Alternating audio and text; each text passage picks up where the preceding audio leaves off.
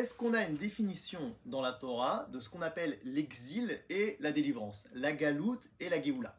Et bien pour ça, on a le Maharal de Prague. Dans son livre Netzach Israël, il nous donne en fait 3 conditions de la délivrance. La première, c'est qu'on soit tous rassemblés, mais pas n'importe où. La deuxième, c'est qu'on soit tous en Eretz Israël. Si on est tous rassemblés en Afrique, ça ne marche pas.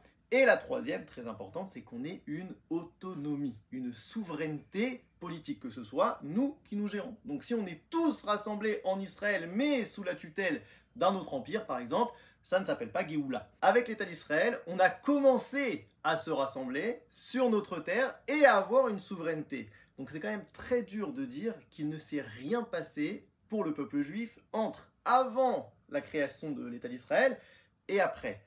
Pour le Maharal, ce qu'on est en train de vivre, c'est au minima un début de Géoula. Il y a une formule comme ça dans le Talmud, Atralta di Géoula. Il y a un passouk qui dit Zechor yemot olam binu shnot dorvador. Rappelle-toi de l'histoire du monde, des jours du monde, et comprends les années de tes générations. C'est-à-dire qu'il y a une exigence d'essayer de comprendre les phénomènes historiques de ta génération. Ça rappelle un petit peu ce qu'il y a dans la Gemara. Une des questions qu'on pose à quelqu'un après la vie, c'est Haïm tzipita Yeshua. As-tu espéré la délivrance? Et Rashi nous dit là-bas, as-tu essayé de voir la réalisation des promesses prophétiques dans tes jours? C'est-à-dire que ce n'est pas une attente passive, mais c'est réellement essayer de scruter les événements et de voir s'il y a des avancées pour le peuple d'Israël. On a une expression dans le Midrash Rabbah qui dit comme ça, Poralim im el, ceux qui agissent avec Dieu. Et d'ailleurs, ça rappelle une expression du Rav Tzvi Yehuda qui dit il n'y a pas que Siyata d'Ishmaya, l'aide du ciel, mais il y a aussi Siyata l'Ishmaya, entre guillemets, aider le ciel, c'est-à-dire participer, être acteur, aider le projet du créateur. Alors bien sûr, ce qu'on est en train de vivre, c'est pas la Géoula Shlema. Il faut faire la différence entre Géoula et Géoula Shlema. La Géoula, c'est ce qu'on a défini avec le Maharal, et la Géoula Shlema, c'est tout ce qu'on peut imaginer, c'est-à-dire le Mashiach, le Beth Amikdash, etc. Un jour, on va poser la question, mais pourquoi vous, les sionistes religieux qui fêtez Yom Ha'atzmaut, pourquoi est-ce que vous continuez de vous endeuiller à Tisha B'Av, le jour de la destruction du temple?